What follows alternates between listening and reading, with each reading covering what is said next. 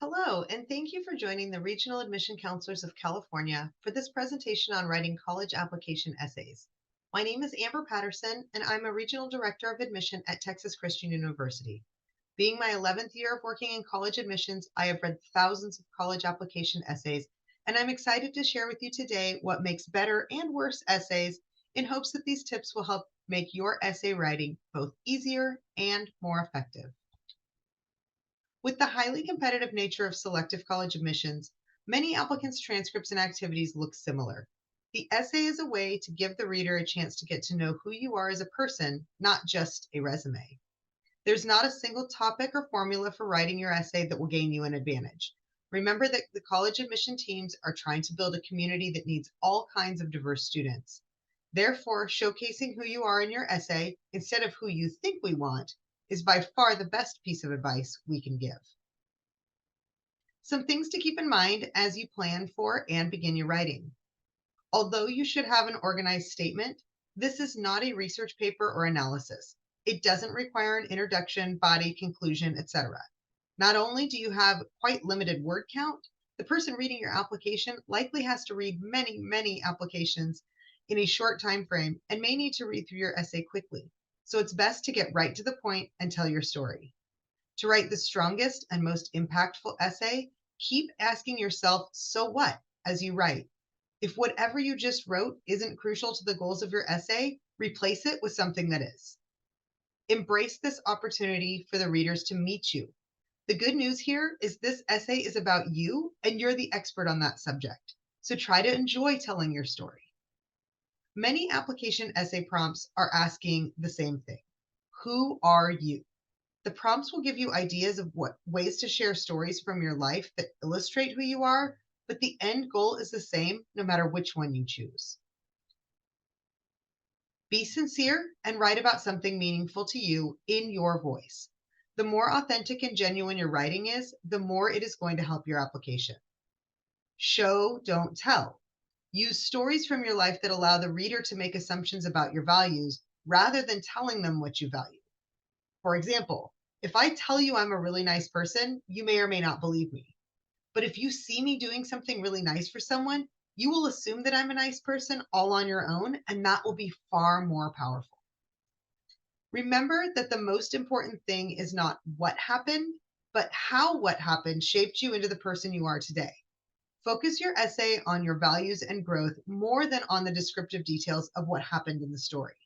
We often read essays that spend about 75% of the word count telling what happened and then rush through what that actually meant to the person the writer is today. This is such a missed opportunity, so don't let it happen to you. Remember that the information you put in your application is often the only insight into that colleges have into you as a person. So start early so you have plenty of time to come up with ways to showcase yourself. Don't use offensive language or inflammatory topics. Your readers may not have the same views as you, and you don't want to alienate them. Be careful with humor and sarcasm, as you're likely aware because of a misunderstanding that has occurred over text or email in the past. These things can be tough to accurately portray through writing. Don't write about another person or event. These things can be examples to help you tell your story, but your writing should be about you. This just reiterates what I mentioned on the last screen when I talked about spending too much time telling what happened rather than focusing on how it affected you. The same thing applies here. If you want to write about someone inspiring, great. Just keep that part about them to a minimum and focus on how their inspiration has affected what you do and who you are. Please do not make your essay a list of your accomplishments. Those go elsewhere in your application, and we don't need to duplicate things. Consider a unique example to tell your story. Do not write about something predictable that many others have also probably written about. And one more time, in case you missed it before, don't wait until the last minute. The main essay in most applications is asking the question, who are you? There may be several prompts provided to help you explain who you are and what makes you who you are, but they all lead to the same result. The reader gets to know you. Supplemental essay questions will be asking much more specific questions, and they're going to need a slightly different approach. So this presentation today is focusing on those main essays with the goal of introducing yourself to the person reading. For inspiration on how you can showcase who you are to the reader, take a moment and create a grid like this on a sheet of scratch paper. Then list everything you can think of in those four categories. Here are some examples of the types of things you might list.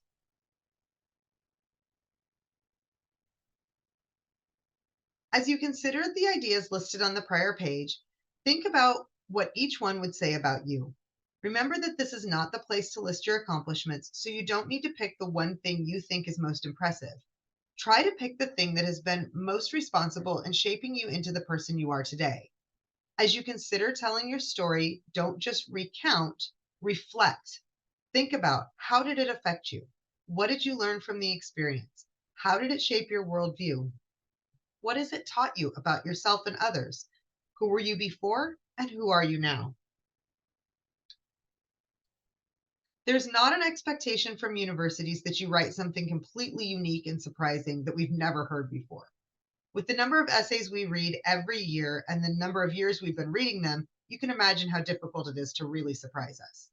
However, you do want your story to be memorable and differentiate you from other applicants. So it's a good idea to avoid telling the stories from experiences that you can imagine many other students have been affected by in the same way. For example, we read many stories about athletes who suffer a career ending injury or fail to make a team, but then find another meaningful way to participate in their sport. Students who hated piano lessons as a child but stuck with them and learned the value of hard work and persistence. Students who struggle as a new student on campus but then find a sport, club, or group of friends and are now thriving. Or students who suffered a loss but pulled themselves up by their bootstraps and are doing great now. There's nothing inherently wrong with these stories, but we hear them a lot. And if you do tell them without great personal detail, they all start to sound alike, and you miss the opportunity to set yourself apart from other applicants.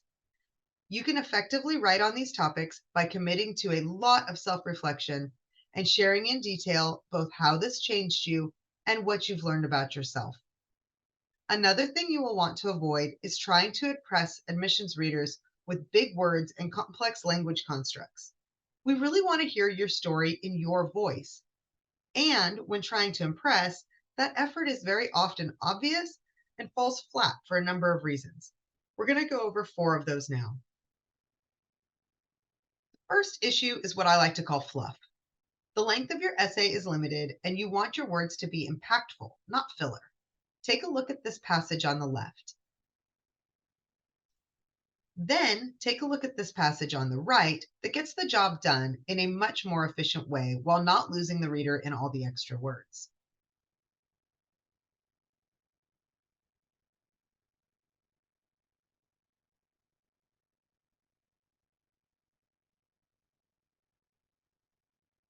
The next issue we often see is students who make vague statements. You should avoid words like stuff, things, aspects, society. They leave the reader guessing. Again, an example of a vague statement is on the left, and a more clear version of the same is on the right.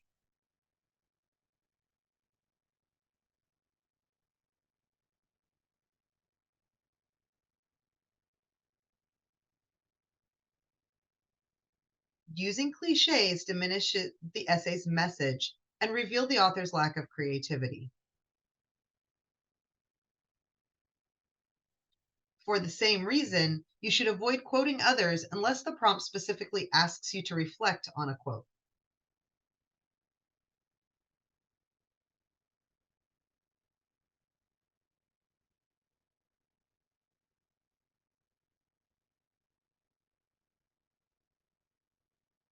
The last common issue we see that I want to share with you is when students try to pack in all sorts of descriptive words in an attempt to set the scene. Strong verbs, not adjectives and adverbs, make your essay come to life. Two or three adjectives or adverbs in every sentence are indications of an immature writer who's trying too hard to impress the reader. Remember, if you have to use a thesaurus, you're not using your voice. Here is a more concise and more mature version of the statement on the left.